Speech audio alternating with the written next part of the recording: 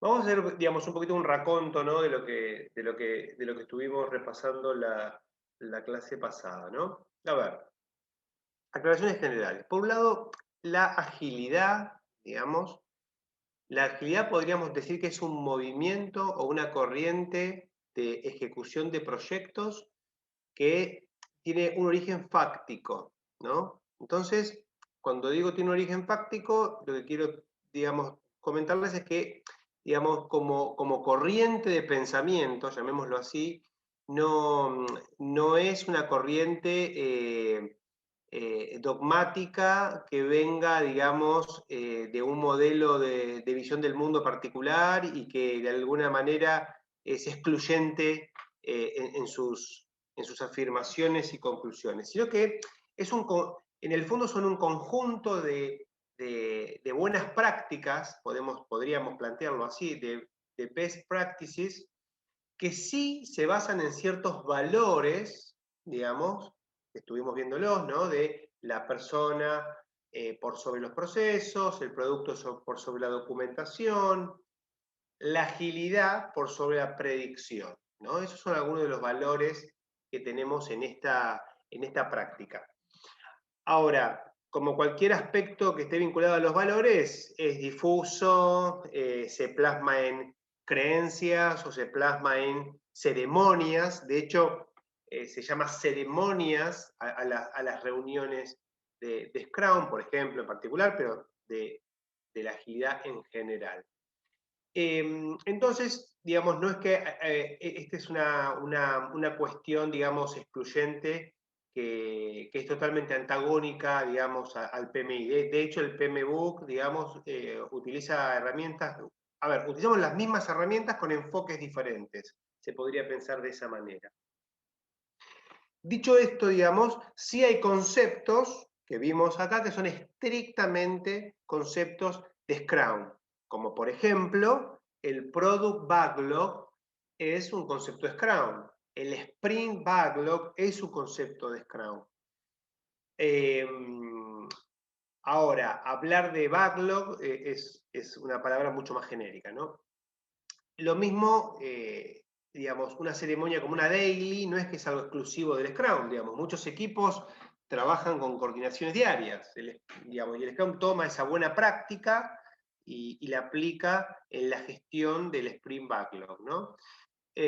Quizás, digamos, el resto de las ceremonias y en particular la forma en la que se llevan adelante sí tienen un poco más que ver con el aspecto de Scrum, que tiene que ver con esto de la la ausencia de jerarquías, eh, la asignación de ciertas responsabilidades en ciertos sombreros, digamos, como lo que es el rol del Product Owner, que tampoco es exclusivo del Scrum, digamos, el Scrum Master, que bueno, ese sí, digamos, podríamos plantear como que ese tiene una exclusividad, digamos, a lo que es la metodología del Scrum, o fue creado, como rol fue creado, digamos, se desprende de un rol más genérico, que sería un rol de facilitación, pero cuando hablamos de un Scrum Master, estamos hablando de una persona que potencia y facilita las dinámicas de Scrum, ¿no?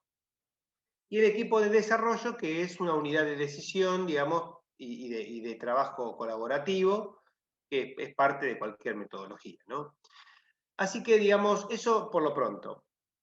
Entonces, ¿qué vimos? No? Que el Scrum, ¿cómo aborda la problemática de un proyecto? La aborda básicamente identificando un backlog, es decir, transformando lo que es la visión del producto o de la solución que cada usuario tiene en su cabeza, la traduce en un backlog, que hoy vamos a ver los ladrillos fundamentales de este backlog, que son las historias, pero básicamente trabaja con un backlog que prioriza, digamos, de acuerdo a ciertos criterios, ya vimos criterios de valor y criterios de antivalor, hace una priorización con el objetivo simplemente de tomar como tarea inmediata aquello que tiene más valor. En la práctica habitual, esta lista, digamos, de prioridades se suele trabajar con una herramienta que se llama User Story Map, que es complementaria, digamos. De hecho, el Scrum original no usaba esta herramienta y tenía varios obstáculos. en lo que es la lógica de planificación cuando yo priorizo historias de manera literal, como si fuese, digamos, una pila de historias. Porque hay varias historias que en conjunto representan una prioridad y no de manera individual, ¿no? Con ese backlog priorizado, que es una responsabilidad del product owner, que básicamente traduce la visión del producto que obtiene a partir de las interacciones con el cliente en una lista de historias, que podemos por ahora pensarlas en una lista de funcionalidades, que es compartida con el equipo. El equipo, de acuerdo a su capacidad, va a definir una cantidad de esa pila que se va a llamar Sprint Backlog, y a partir de ahí empiezan las dinámicas de trabajo, seguimiento, y al finalizar de este famoso sprint teníamos el incremento, y que ahora lo vamos a repasar estos conceptos, ¿no? Estoy haciendo como un raconto muy rápido. Y se vuelve a iniciar este ciclo permanente. Entonces, vamos a hablar un poquito del concepto de historias de usuario, que es donde nos quedamos en la clase pasada. A ver, la historia de usuario es una herramienta que utiliza la agilidad para transformar una definición estrictamente funcional en una historia que permite comprender de una manera más acabada el objetivo que se pretende lograr al implementar una funcionalidad. Las historias contienen funcionalidades. En general, digamos, podríamos decir, ¿no?, que una historia es un conjunto de funcionalidades, ¿no? Si son muchas funcionalidades, se va a llamar una historia épica, como lo vamos a ver, cuando es una historia muy grande.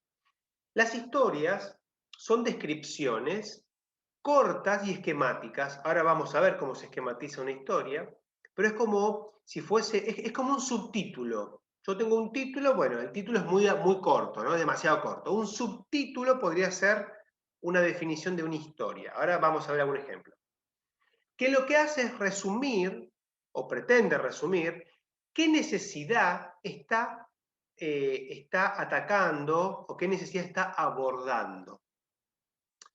Y también cuál es el beneficio, o sea, perdón, qué necesidad está abordando, de quién es esa necesidad. Esto es muy importante. Recuerden que la agilidad tiene en cuenta a las personas, entonces no podemos hablar de necesidades genéricas. No todos tenemos las mismas necesidades, no todos los usuarios pretenden lo mismo de una solución, de un software. Por lo tanto, siempre se tiene presente a qué usuario se está representando. Obviamente que pueden ser varios usuarios que se estén representando por la misma historia. Y se pretende plantear también cuál es el beneficio que se obtiene. No solamente plantear el problema, que sería la necesidad, sino, bueno, cuál es el beneficio que traería resolver esa necesidad. Porque los usuarios están llenos de necesidades. La pregunta muchas veces es, bueno, bárbaro, ¿cuál es el beneficio de resolver esta necesidad? Porque quizás el beneficio es efímero y es lo que se le suele llamar un nice to have, algo que estaría bueno incluir, pero no es algo priorizado. Entonces, esta forma de plantear el problema tiene muchas ventajas. Primero, que facilita la priorización, que es una cuestión básica y fundamental para armar el backlog. ¿Y cómo priorizo? Bueno, la historia acá me está dejando entrever que la forma de priorizar tiene que ver con el beneficio que obtengo y con la necesidad que estoy atacando, digamos. No tiene que ver con el esfuerzo que puede llevar construir una historia, digamos. Las historias no se priorizan por esfuerzo, de acuerdo al Scrum, se priorizan por el valor que generan, y ese valor surge del beneficio y de esa necesidad. A modo muy genérico, digamos, como dije, bueno, hay un título, que es la forma de identificar rápidamente una historia. Acá tenemos que tener en cuenta que lo que es Scrum y la agilidad en general, pero Scrum en particular, es muy visual. Digamos, es una metodología visual que pretende con el visual management, el concepto de visual management lo lleva al extremo. Entonces, en un board, en un pizarrón, llamémoslo así, para reconocer rápido una historia, bueno, usamos títulos, siglas, algo que permite identificar rápidamente en un post-it, como estos que tengo acá, en un post-it, poder resumir una historia. Ahora, esa historia después tiene una descripción, ¿no? Donde se formula, digamos, lo que se pretende resolver.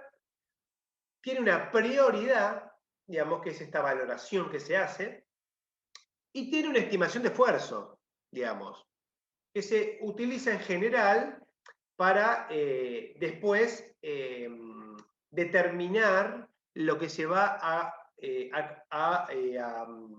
desarrollar en un determinado sprint backlog, digamos, porque el backlog en general se prioriza por valor, pero cuando vos llego al sprint backlog, que sería la cantidad de historias que voy a resolver en este periodo de tiempo específico, ahí sí tengo en cuenta la estimación para saber hasta dónde me estiro, ¿no? Digamos, porque si yo me comprometo a llevar adelante más historias de las que el equipo tiene capacidad de ejecutar, voy a incumplir, digamos. Y ya lo vamos a ver cuando veamos cómo se administra, o sea, el management de esta metodología. ¿Cómo es esta estructura, este esquema? Básicamente, y esto se utiliza así, digamos, se dice cómo el rol, en este caso como ejecutivo de cuentas, por ejemplo, este es un ejemplo, ¿no? Cómo, y pongo un rol, de qué usuario estoy hablando, bueno, como ejecutivo de cuentas, quiero y defino la funcionalidad. Fíjense que la funcionalidad forma parte, digamos, tiene que ver con la necesidad. ¿Qué necesito hacer yo como ejecutivo de cuentas? Y dar de alta un ítem. ¿Para qué?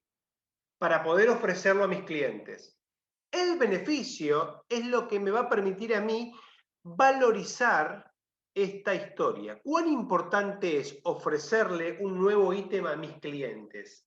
Y bueno, si yo tengo un negocio con 20 productos, yo he tenido clientes que tenían, no sé, 5 productos distintos. Y bueno, si la funcionalidad de dar de alta un ítem la ejecuto por backend, que sería básicamente no tengo una interfaz usuaria para dar de alta nada, tengo que ir al código y correr un script de carga, digamos. Puede ser, digamos, puede ser válido si tengo 5 ítems. Ahora, si tengo que dar de alta todos los días ítems, necesito una buena interfaz usuaria. Y si tengo que dar de alta ítems mientras estoy visitando a mis clientes, bueno, tengo que tener aparte una funcionalidad muy amigable, con mucho UX, trabajado desde un mobile, ¿no? Bien.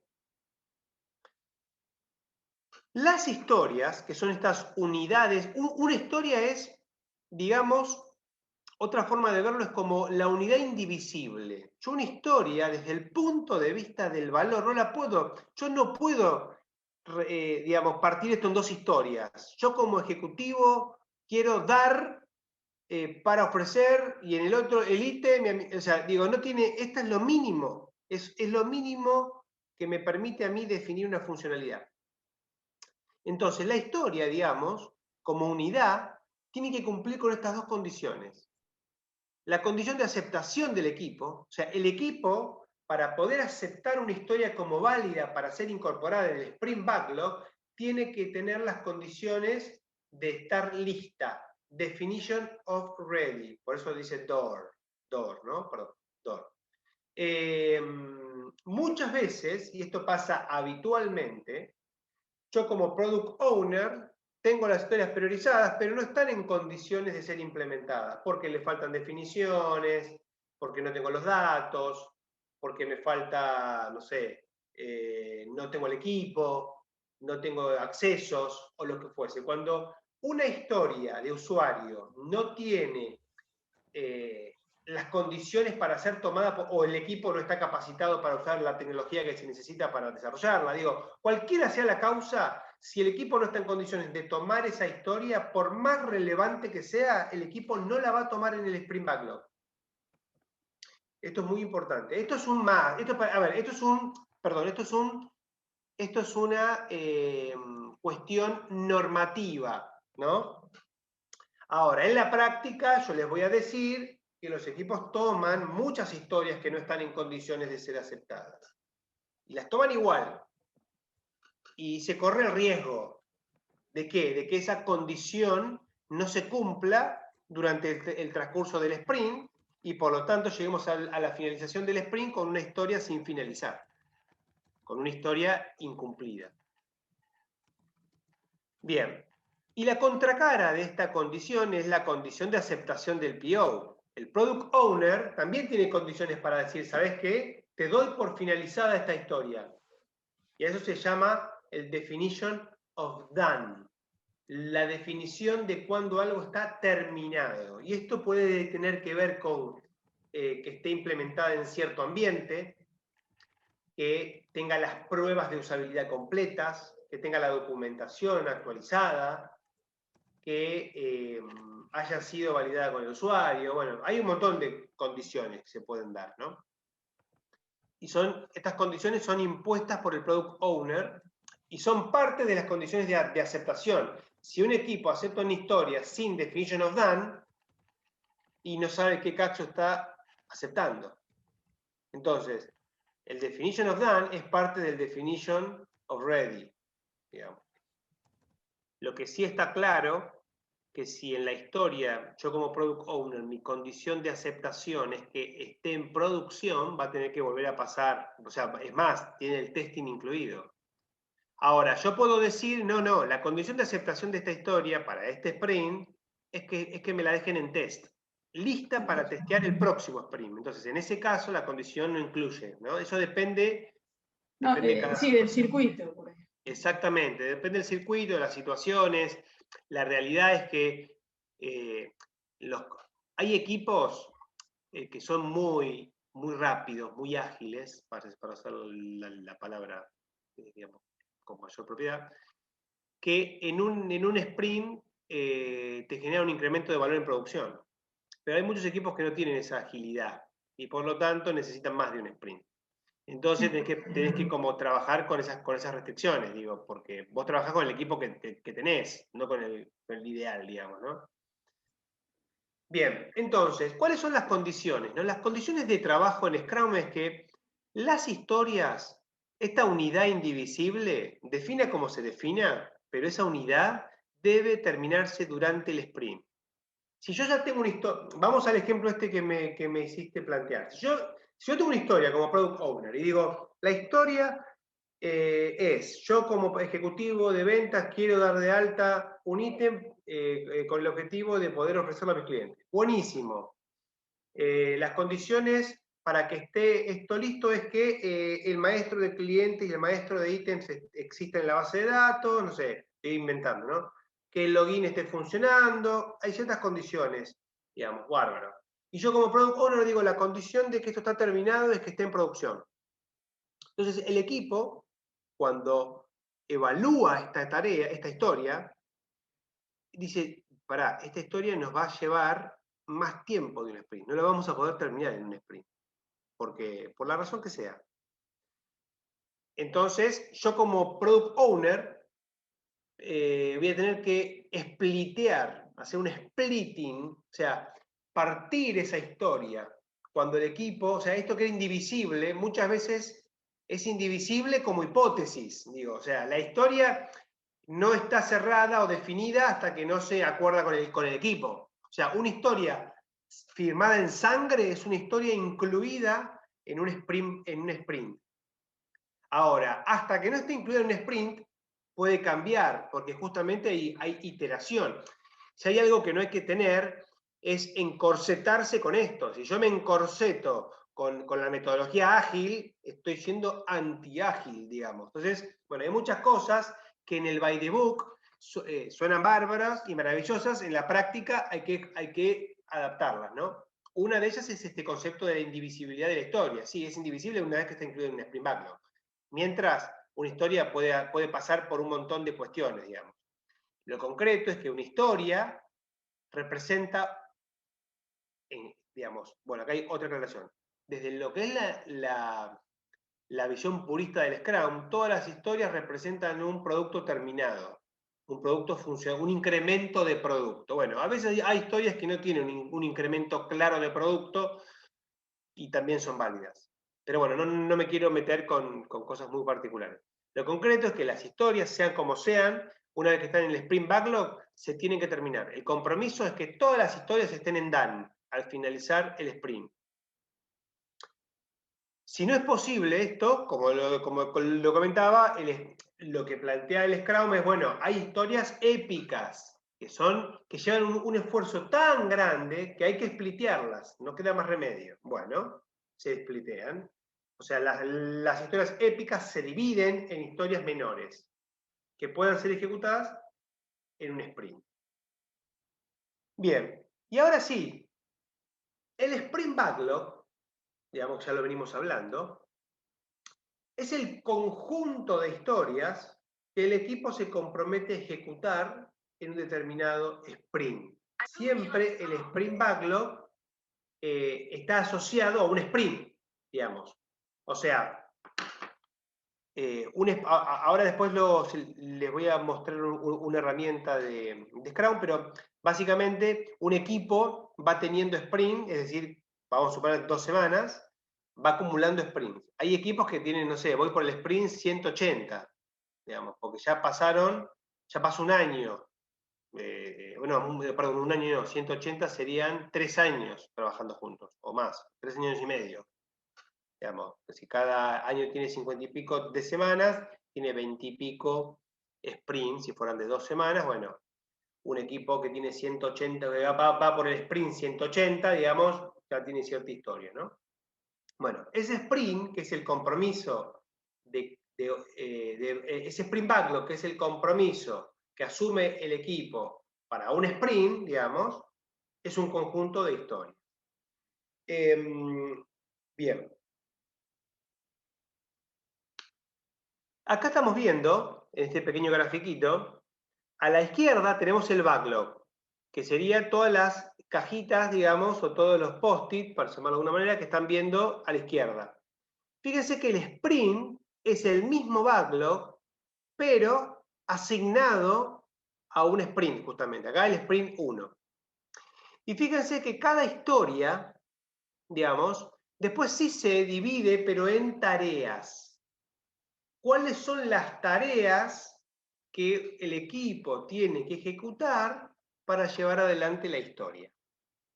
Durante la dinámica o la ceremonia de planeamiento, se suelen terminar de refinar las tareas que corresponden a cada historia. Hay historias que son repetitivas, son estándar. Entonces, las tareas que tiene asociadas esa historia, el equipo ya las conoce.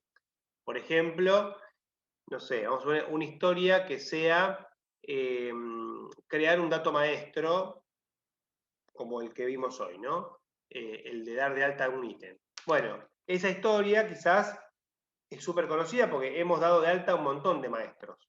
Ahora, capaz que hay una historia que tiene que ver con la aplicación de una capa analítica que nunca hemos hecho, y bueno, en el proceso de planeamiento, o sea, en la ceremonia de planeamiento, se suele terminar de refinar las tareas que son necesarias que lleve el equipo a cabo para cumplir con esa historia. Entonces, el Sprint Backlog, en el Sprint Backlog las historias son refinadas, como acabo de explicar, y atomizadas por tareas. La cantidad de historias depende de la capacidad del equipo. El Scrum, algo que no vamos a ver acá, pero el Scrum mide la capacidad del equipo, la mide por lo que llama la velocidad. Y acá hay algo muy importante, donde el Scrum rompe con la capacidad fija del equipo. Esto es para equipos avanzados, ¿no? Pero vamos a suponer el siguiente ejemplo. Supongamos que tenemos un equipo de 2 personas, para simplificar. 2 personas y trabajamos 8 horas por día. 2 personas tienen una capacidad fija de 16 horas por día. Esa es la capacidad del equipo. ¿Me siguen hasta ahí? Esa es la capacidad fija. Yo a 2 personas, salvo que les pide trabajar más horas, lo que habitualmente pasa, tengo 16 horas. Esa es la capacidad. Ahora, si yo mido la velocidad, lo que yo quiero medir es qué cantidad de producto estas 2 personas me entregan en una unidad de tiempo. Supongamos una semana. En una semana, estas dos personas tienen 100 horas, perdón, 80 horas de laburo, en vez de 16. Tienen 80. Esas 80 son fijas, son siempre 80. Todas las semanas tienen 80 horas. Ahora bien, la velocidad no es 80 horas, no, la velocidad es cuántas historias pueden resolver por semana. Va a haber pares de personas que en esas 80 horas van a 4 historias por semana y va a haber otros equipos que van a ir a 10 historias por semana. La velocidad del equipo es variable y es lo que determina la cantidad de historias que pueden tomar. Cuando se define el esfuerzo de las historias, no se define un esfuerzo por cantidad de horas. Porque si no, digamos, si yo mido el esfuerzo por cantidad de horas, siempre tengo la misma cantidad de horas totales para trabajar. Entonces, el esfuerzo se mide por una unidad de medida, y acá, bueno, esto es más complejo, pero se suelen usar, por ejemplo, talles de camisas, digamos, como se les suele decir, donde tengo historias que son S, historias que son un M, que son L, XL, XXL, XXXL, digamos, puede haber tantas XL como se quiera, o XS. Entonces yo con esa relación de tamaño puedo establecer, bueno, mira, este equipo hoy tiene la capacidad de llevar adelante 2 M, 2 historias M o 4 historias S. Esa es la capacidad. O una historia L. Una historia XL no puede. Y hay otro equipo que tiene la misma capacidad en horas, pero que puede ejecutar 2 historias L y una historia XL, por ejemplo. Entonces tiene más velocidad. Entonces, eso es una variable súper importante en Scrum para, justamente, el objetivo del Scrum es incrementar la velocidad del equipo. La capacidad es fija, es finita, pero la velocidad es lo que se puede mejorar. Lo importante es entender que acá hay un concepto de velocidad, no de capacidad. Bueno, y acá está, digamos, como la condición de protección del equipo, ¿no? Digamos, esto es como una barrera sanitaria. Digamos, el equipo no realiza ninguna tarea que esté por fuera del sprint backlog. Nadie puede decirle al equipo, hace algo que no esté incluido en el sprint backlog. Ese domo, digamos, o esa barrera sanitaria, siempre termina habiendo cosas por fuera del sprint backlog. El problema de esto es que si yo tengo un equipo que tiene un 90% de sprint backlog y un 10% que va por afuera, bueno, ok, está bien. Tengo una entropía, pero la estoy gestionando. Ahora, si tengo 50 y 50, y estoy en el horno. Porque tengo el equipo como si no estuviera Scrum. Digamos. Si tengo 50 y 50, lo más probable es que o tengo que cambiar de metodología, y tengo que ir a una metodología ágil, si se quiere, más Kanban, donde básicamente es como los modelos es como el modelo PEPS de estoqueo, el primero entrado, primero salido, voy por un Kanban, o bueno, o establezco alguna otra estrategia. Bien, y el último elemento importante del Scrum, digamos, yo diría el elemento que es condición necesaria, y si me pongo de estricto suficiente, es el incremento de software. El Scrum vela por la eficacia, no la eficiencia. El PMI, si uno lo mira, tiende más a la eficiencia, porque mide desvíos. Acá en el Scrum no medimos desvíos, medimos incremento, eficacia. La eficacia busca lograr el objetivo y la eficiencia intenta lograr el objetivo con el menor costo posible. Eficacia mata eficiencia, eso está claro, digamos. Es mejor hacer las cosas bien que hacer bien las cosas, digamos, muchas veces. Hacer la cosa correcta que hacer las cosas correctamente, porque yo puedo hacer la cosa incorrecta correctamente y obviamente eso no tiene sentido. Muchas veces en el mundo del software pasa eso. Yo tengo un proyecto que fue impecable, pero era el proyecto equivocado. no era lo que el cliente necesitaba. Y como se dice en estrategia, digamos, un error estratégico se corrige en la próxima guerra. Digamos, vos no podés corregir. Si yo estoy llevando adelante la guerra equivocada, aunque efectivamente mis tropas le ganen a las tropas del contrincante, estoy peleando algo que está mal estratégicamente. Eso es lo que le pasó a Estados Unidos con Medio Oriente, por ejemplo. Ahora, en el mundo del software pasa lo mismo. Digamos, yo puedo llevar adelante el proyecto, cumplir con el alcance, con el plazo y con el costo, y sin embargo que el producto no luce a nadie. Y eso, digamos, se gana en el próximo proyecto, digamos, o sea, justamente la próxima guerra, ¿no? Bien. Entonces, este incremento, digamos, justamente para poder implementarse a nivel de un sprint, tiene que ser incremental. Todos los sprints, yo tengo que todos los sprints entregar incremento, tengo que usar sí o sí un método de desarrollo iterativo e incremental. No puedo esperar al final para entregar el producto terminado como se desarrollaba hace 20 años. Tengo que ir entregando gradualmente. Y hoy esto es lo que se usa por excelencia en cualquier software. Ustedes más de una vez han sido víctimas de los famosos A/B testing. Es literalmente un experimento. Es un experimento. Vos ahí estás. ¿Cómo se aprueban las vacunas? Bueno, con A/B testing. El A/B testing sirve para eso justamente. Es una herramienta, si se quiere, esta estadística, ¿no? Porque utiliza las herramientas estadísticas para probar una hipótesis.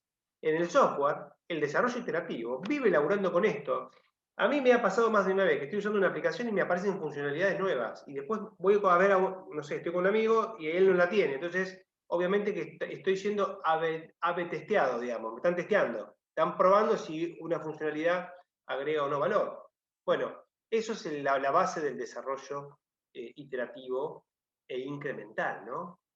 Se van incorporando funcionalidades y las voy poniendo a disposición de mis usuarios y voy obteniendo feedback, ¿ya? En ciclos cortos de desarrollo. Como dice acá, planifico, diseño, desarrollo, testeo y entrego. Entonces, por ejemplo, que en Scrum no se planifica es un disparate. Se planifica, pero dentro del sprint backlog. Lo que se planifica es un sprint backlog. Es algo muy cortito. Ahora, ahí adentro, te corto los dedos. Bueno, más o menos, ¿no? Porque como dije, siempre hay alguna cosa que se mete que no corresponde, ¿no? Bien.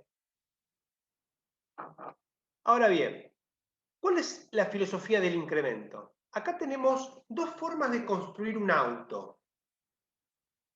La primera es la base de la iteración. En mi opinión, que hasta que no tenés el auto, o sea, hasta la instancia 4, lo que estás entregando no tiene valor alguno, o sea, o la funcionalidad que tiene es sin sentido. Claramente, ambas formas son incrementales.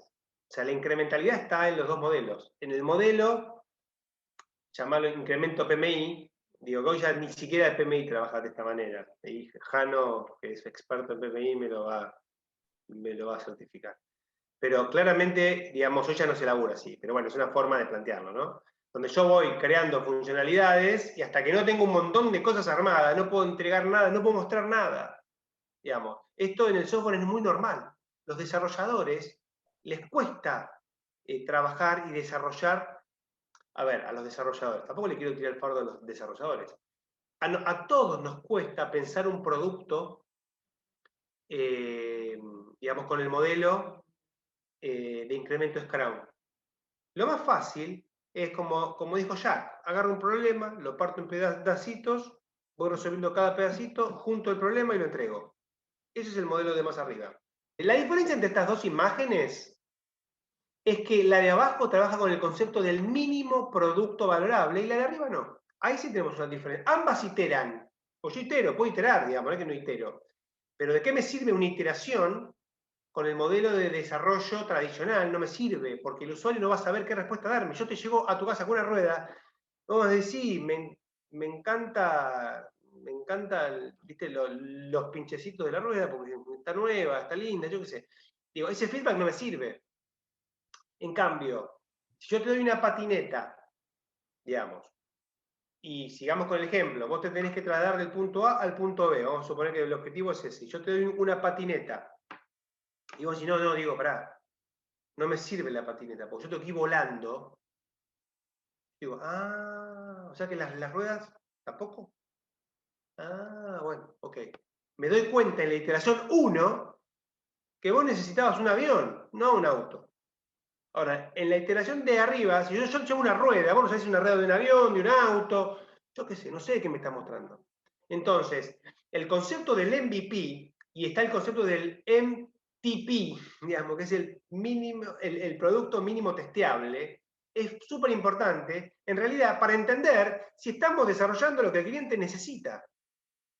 Digamos, el market fit, que es un concepto básico en el mundo de las startups, digamos, y en el mundo en realidad, más que las startups, en el mundo profesional y de la vida misma, tiene que ver con si la oferta se ajusta a la demanda.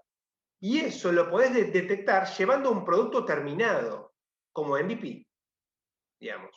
Entonces, si yo te llevo una patineta y vos me decís, no, flaco, yo necesitaba un dron, listo. La verdad es que es excelente. Ese desperdicio que fue la patineta, digamos, es mínimo comparado con el desperdicio en un modelo más tradicional, ¿no? En la medida que el MVP se va desarrollando y pasa de patineta, yo con la patineta, ¿qué hago? Valido que lo que vos necesitas es trasladarte por tierra. Genial. Con la bicicleta, valido el recorrido que vas a hacer. Con la moto, valido que los tiempos, la velocidad, la automatización, y con el auto ya te doy el moño. Con el MVP yo ya puedo laburar, con el MVP yo tendría que poder viajar. O sea que si yo tengo que viajar de mi casa al centro, y vivo en Capital Federal, y la patineta no me va a servir. El MVP quizás es demasiado MVP, demasiado mínimo. Tengo que meterle un poco más de onda. Y me tengo que ir quizás a un monopatín eléctrico, y ahí sí me puedo manejar en Capital, y me sirve. Bueno, estas son todas cuestiones que surgen de la experiencia, de cada caso particular. Digo, acá no hay nada obvio, y es muy difícil definir un MVP. Es muy difícil. Ahora, te ahorra un montón de dolores de cabeza, pero es muy, muy difícil. El prototipo tiene dos propósitos, si se quiere así como más conceptualmente. Un propósito puede ser hacer un discovery, lo que se llama un product discovery, que es como tratar de usar el prototipo de manera lúdica para generar una mejor solución. Y otra cosa es el prototipo como MVP, como un producto final, chiquitito, simple, sin mucha cosa, ¿no? A veces se mezcla por la palabra misma, ¿no? Digamos, o sea, un MVP puede ser considerado un tipo de prototipo, pero es algo que funciona y que anda y que está en producción, llamémoslo así. Otra cosa es el prototipo, como decía Jano, para iterar sobre una idea en la propia instancia de desarrollo, ¿no? Digamos, cuando veamos Lean, vamos a ver que lo que propone Lean es hacer el prototipo más descartable y barato posible. Entonces, el MVP para Lean es como el megaproducto. Dice, no, pará. Si yo puedo validar la hipótesis con un papel higiénico y una lapicera, vamos por ahí, no desarrollemos nada.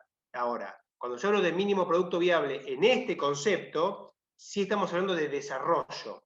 Y obviamente que puede ser un prototipo, digamos. O sea, la primera versión tranquilamente puede ser un prototipo y que sea el mínimo producto viable. Y bueno, y me sirva para saber si hay que ir por tierra o aquí por aire, digamos. Pero funciona, anda y es código, ¿no? Esa sería un poco la aclaración. Acá también tenemos que tener en cuenta que esto es toda una cuestión de grados, ¿no? Digamos, quizás a veces cuando se presenta la agilidad o cuando lo hago yo en particular, da la sensación de que nunca se sabe, de que no se sabe nada de lo que se necesita y es toda una hipótesis en un entorno de total incertidumbre. Bueno, eso no es así. Muchas veces está clarísimo lo que el cliente necesita y no invalida que vayas por un concepto de MVP de todas maneras. En cualquier caso, digamos, el costo de desarrollo siempre es alto. siempre es más válido invertir un mango más en prototipar que un mango más en desarrollo, porque son órdenes de magnitud distintas. O sea, un orden de magnitud, chicos, es algo que es 10 veces más grande que otra cosa. Entonces, el desarrollo en general es un orden de magnitud más grande que la prototipación. Por lo tanto, prefiero prototipar 1000 veces a desarrollar, digamos. De todas maneras, en algún punto el MVP desarrollado no deja de ser un prototipo, como acabo de comentar hace un rato, y a veces hay que tirarlo a la basura. Y bueno, digamos, es lo que hay, digo. O sea, acá digamos, muchas veces se invierte plata y después te das cuenta que no te sirve para nada. Ahora, siempre es mejor eso a desarrollar un producto completo y darte cuenta al final de que no sirve para nada. O de que sí, o de que no resuelve el problema como corresponde, ¿no? Justamente toda esta ingeniería que estamos planteando acá es básicamente porque desarrollar es caro. No podemos hablar de MVP sin usar una herramienta que se llama el User Story Map, que me permite justamente armar el MVP. El MVP se arma, o sea, una de las formas de armar el MVP es usando esta herramienta, que no la vamos a ver ahora la voy a mencionar. Entiendo que es uno de los artefactos que van a ver en una clase posterior, pero básicamente el User Story Map es una forma de priorizar historias contemplando de que hay un flujo de trabajo, digamos, hay un job to be done, digamos, donde varias historias se encuentran en un mismo nivel de prioridad. Entonces, por ejemplo, acá estamos viendo que en el eje horizontal tenemos el flujo de trabajo, digamos que básicamente es todas las actividades que hay que desarrollar, digamos, hay una herramienta que van a ver que se llama Journey Map, que de alguna manera mapea, digamos, todo el trabajo a realizar y los puntos de contacto con la tecnología, ¿no? Y con el software que uno quiere desarrollar. Y horizontalmente tenemos la prioridad. Entonces, por ejemplo, acá vemos que en la tercera columna que dice historias de usuario, digamos que tenés, la primera dice épicas, épicas son como grandes conceptos o historias. Acá hay un ejemplo que es el que yo les había mostrado hace un rato, en una herramienta que tiene que ver con una herramienta de forecasteo y análisis. Las grandes historias o las grandes, si querés, épicas eran data, set, o sea, acceso a los datos, seteo de los datos, llevar adelante el workflow, la capa analítica que me permite tomar decisiones, el forecast que genero. Esas 5 serían las épicas de acá arriba. Esas épicas después se refinan un poco en estas temáticas que son como los pasos, es el paso 1, paso 2, paso 3, y las historias. Entonces, el MVP es un recorte horizontal de esto, donde yo digo, mi MVP se corta en el segundo renglón. Y hasta ahí todas las historias que están dentro de ese renglón, del segundo renglón para arriba, van a estar incluidas en mi MVP. Entonces, esa es la negociación con el cliente. Con esta herramienta, que es el User Story Map, se plantean todas las funcionalidades ubicadas por paso del proceso y de alguna manera se establecen las prioridades. Y con esas prioridades se definen el MVP. Acá, fíjense que teníamos la lista, acá estaba como lista, o sea que en realidad esta lista habría que usar el User Story Map, pero una vez planteado el User Story Map, vos tenés lo que está más arriba como MVP, lo que está un poco más abajo como Release 1, o sea, el release posterior al MVP, y el Release 2, que sería como, en este caso, el Nice to Have, por ejemplo, ¿no? Es una forma de ordenar el problema. Entonces, mi MVP, planteado de esta manera, como conjunto de historias, termina siendo el incremento de Scrum. O sea que la patineta requiere de varias historias. En cambio, la rueda quizás es una historia sola. Entonces, ahora, ¿la rueda es más importante que el chasis? Y la verdad que no. Sin la rueda y sin el chasis yo no puedo trasladarme. Bueno, entonces el MVP lo que hace es trabaja con la rueda y con el chasis. ¿Pero en qué versión? Y en la versión de una patineta. Entonces, esos serían las historias como MVP, el conjunto de historias que conforman un MVP. Bueno, esta herramienta igualmente tiene un montón de ventajas, ¿no? Porque también permite poner en valor el trabajo que hay que desarrollar. En general, el usuario no toma una dimensión clara del esfuerzo que llevan estas cosas.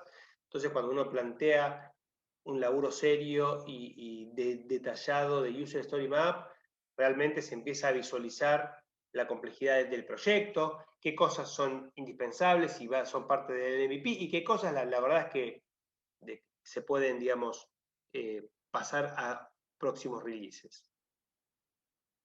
Bueno, acá hay un ejemplo, digamos, de 4 releases. Bueno, y ahora sí, vamos a ir a las ceremonias.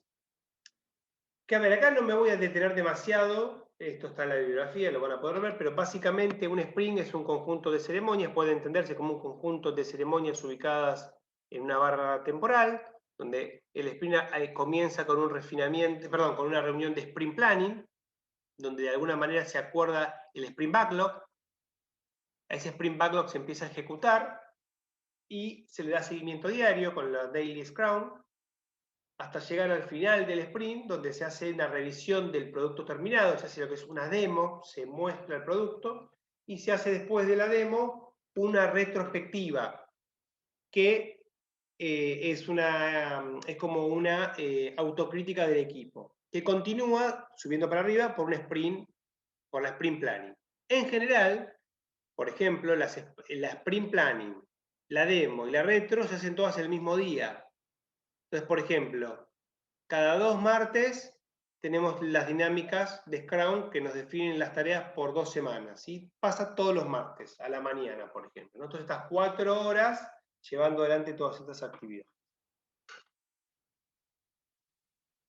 Bien, bueno, esto ya hablamos algo, digamos, pero bueno, esto tiene que ver con cómo es la dinámica en el sprint planning. En el sprint planning yo como product owner planteo una lista, fíjense que acá hay un product backlog priorizado, ahí tienen los talles, S, S, M, M, etc. Y es el equipo el que dice, mira, yo puedo tomar 4 historias. Esas 4 historias que son tomadas por el equipo, después son refinadas a nivel de tareas, que son los post-it celestitos. Y eso es lo que se va a trabajar. Una vez que el equipo empieza a ejecutar el sprint backlog, en teoría se empieza por la primera historia. La teoría dice que la primera historia es la más importante y es la primera que hay que terminar.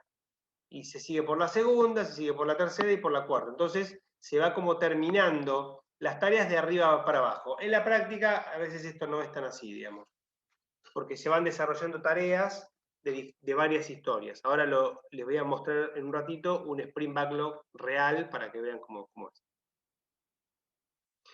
Bueno, en las dailies, básicamente, lo que se hace es, se trabaja sobre el avance diario. Entonces, durante las dailies es cuando se toma, digamos, si estamos trabajando con un board físico, cada persona se toma un post-it y dice, ayer terminé esto y pasa algo en progreso a completo, de columna, una tarea, y hoy voy a tomar esta otra tarea, y la pasa de sin comenzar, la pone en progreso.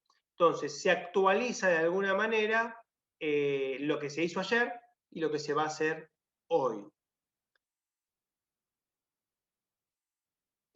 Y el último día se hace la demo, ¿no? Que básicamente es cuando el product owner da por terminado el trabajo, recibiendo, digamos, el producto terminado y habiendo aprobado ese trabajo. Lo que suele pasar es que si algún punto del sprint backlog, como suele pasar, está antes de terminar el sprint, digamos, a veces las demos se hacen antes, ¿no? No se hacen necesariamente el último día. Y después tenemos la retrospectiva, que es esta actividad donde se definen un poco lo que salió bien, lo que salió mal, y se plantean soluciones o mejoras a estas tareas. También hay una actividad que se llama el refinamiento del backlog. Muchas veces cuando hay historias complejas no es conveniente usar el tiempo del sprint y llegar con una historia en crudo, sino que es necesario trabajar con esas historias previo al sprint planning, llegar con alguna cuestión más masticada. Bueno, esto se suele hacer, es gestionado por el product owner y a veces lo labura con algún miembro clave del equipo tratando de afectar lo menos posible el sprint backlog. Pero esto facilita mucho después la tarea de planeamiento. Si yo llego a una planning sin refinar nada, probablemente voy a estar 4 horas tratando de entender qué es lo que hay que hacer en el sprint. Y yo creo que esta metodología se basa en algo que es muy importante, que todos sepamos, que los seres humanos tenemos una pésima capacidad de planificar. Somos muy malos planificando. Entonces, ¿qué mejor que achicar el horizonte temporal lo más posible? Porque cuanto más corto sea, va a ser más fácil comprometerse con algo alcanzable. Bien, Visual Management. Estas son las herramientas que provee la metodología para gestionar. O sea, ¿cómo gestionamos un equipo ágil? Bueno, estableciendo acuerdos. Todo tiene que estar hablado, planteado arriba de la mesa, y como acá no hay gente que da órdenes, sino que hay que gestionar los acuerdos. Hay que trabajar también con el Task Board, que básicamente es lo que vamos a ver ahora, y después tenemos una herramienta que es el Burn Down Chart, que es un gráfico que resume el avance del equipo y permite ver si el equipo está llegando o no a lo comprometido. Los acuerdos suelen ser de esta naturaleza, digamos, aunque parezca mentira. El horario de la daily es un acuerdo, la duración del sprint es un acuerdo, el definition of done es un acuerdo, el definition of ready es un acuerdo, por lo menos el esquema general. El día y horario que se van a hacer las planning son acuerdos. Si el que llega tarde a la planning o alguna dinámica tiene que tener facturas al próximo, a la próxima planning, es un acuerdo. Bueno, hay muchos acuerdos que se suelen implementar. Por ejemplo, en este caso estaba prohibido Jorge Dexler. Bien. El Task Board, que es la verdadera herramienta de gestión, básicamente lo que permite es gestionar el Product Backlog y el Sprint Backlog. El Product Backlog, digamos, se recorta y se ubica lo que se va a realizar durante el sprint. En general eso está en To Do, y a medida que se va avanzando con las tareas, se va pasando a Done. Una vez que todas las tareas de una historia están terminadas, esa historia se da por finalizada. Y eso se mide en este grafiquito, que básicamente es un gráfico que mide la cantidad, en el eje vertical, mide la cantidad de trabajo que el equipo acordó ejecutar, y en el eje horizontal mide el plazo del sprint. Y traza una línea que une los puntos, y básicamente es como la velocidad crucero que tendría que tener el equipo para poder alcanzar con todos los temas comprometidos en la fecha que finaliza el sprint. La tarea del Product Owner es gestionar ese backlog. Y la mejor forma, la mejor respuesta que tiene un Product Owner es decir que no. Es no incluir historias en el Product Backlog. El mejor Product Owner es el que incluye en el backlog la menor cantidad de historias. Habría que ver cuál es la menor cantidad de historias que satisface lo que realmente es importante para mi cliente. Esa es la tarea noble del Product Owner. El cliente se la pasa pidiendo tonterías, no digamos, lo digo caricaturescamente para que se entienda, digamos, el cliente siempre pide, y después cuando llega la factura no quiere pagar. Entonces, ¿qué pasa? El Product Owner es quien tiene que poner un stop a los pedidos del cliente, y esa es la tarea más difícil, decir que no, y explicar y fundamentar por qué lo que se está pidiendo no es pertinente para ser incluido en un backlog. Entonces, por un lado, tú tenés al Product Owner frenando como dique de contención de los infinitos pedidos de mis voraces clientes. Por otro lado, tenés la velocidad del equipo. Si tenés un equipo muy lento, y acá es donde está esta relación que vos planteás, yo tengo un backlog muy grande y un equipo lento, lo que voy a tener es un aging, una antigüedad, digamos, yo voy a poder hacer un aging de mi backlog y decir, mirá, yo tengo 8 sprint, estoy 8 sprint completos. Digamos, tengo los próximos 8 sprints, que serían 4 meses, los tengo completos, a 2 semanas. Bueno, eso puede parecer mucho, poco, depende, ¿no? Depende de los contextos, digamos. Ahora, desde el punto de vista del equipo, está bueno que siempre el backlog esté lleno, Porque eso significa que tenemos trabajo, que hay cosas para hacer. Entonces, si vos tenés un backlog muy flaquito, el equipo se queda sin laburo y, bueno, y habrá que ver, ¿no? Si eso significa qué puede significar esa consecuencia. Ahora, si vos tenés un backlog demasiado grande, y significa que vas a tardar mucho en hacer el delivery.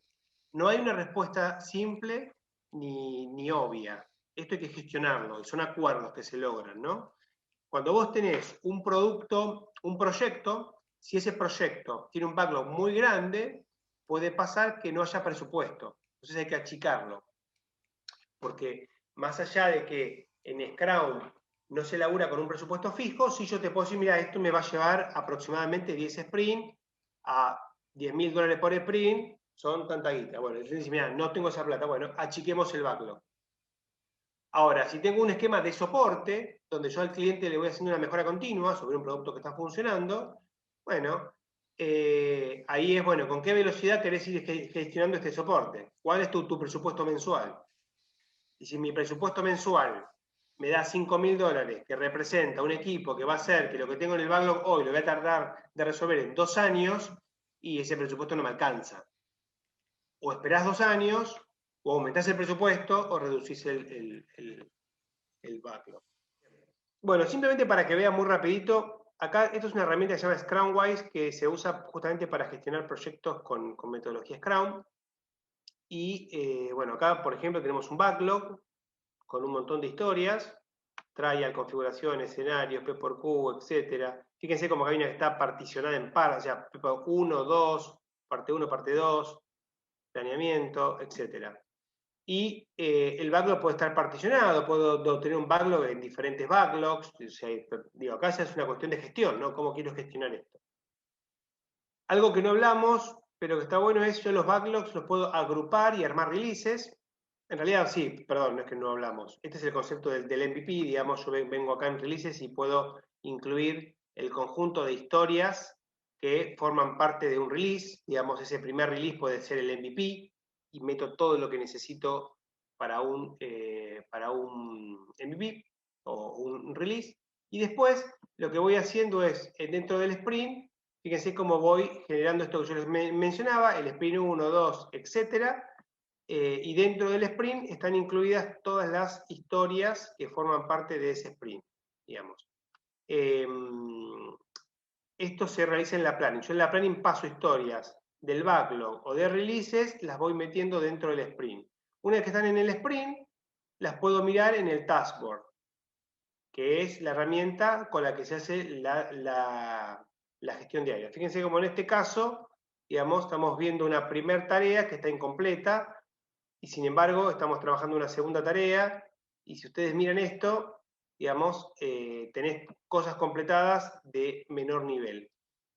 Esto pasa muchas veces porque lo más importante no necesariamente es lo primero que se toma muchas veces, o a veces se prioriza lo que es más urgente y no lo más importante. Bueno, ahí hay muchos criterios, yo no entré en tanto detalle, pero lo concreto es que todo lo que está metido en este backlog es lo que hay que ejecutar al terminar el sprint, digamos. Y después acá tenemos el burn down, que muestra el avance del equipo, ¿no? En este caso, fíjense cómo acá estamos empezando a perder velocidad. Digamos, necesitamos recuperar para llegar a la cantidad de puntos de acuerdo a la fecha y el avance del sprint. Bueno, esto básicamente es una forma de gestionar, y lo último que les quiero mostrar es un ejemplo de algunas historias. Acá tenemos un User Story Map con diferentes releases, digamos, como veníamos hablando. Y por ejemplo, el release 1, digamos, incluye una funcionalidad que es el login. Si yo voy al login, tengo diferentes historias, digamos, es como una historia épica que es login, y las historias son ingreso a la herramienta mediante usuario y contraseña. Entonces, como usuario necesito ingresar a Blue Chip para cargar y visualizar el forecast de pagos y realizar el traqueo de los distintos estados de pagos sensibles. Bueno, este sería el subtítulo, la descripción de la historia, las reglas de negocio, precondiciones, postcondiciones, y acá están todas las historias que están incluidas dentro de esta épica que es parte de el release 1. Así que así es como se va estructurando un sprint backlog.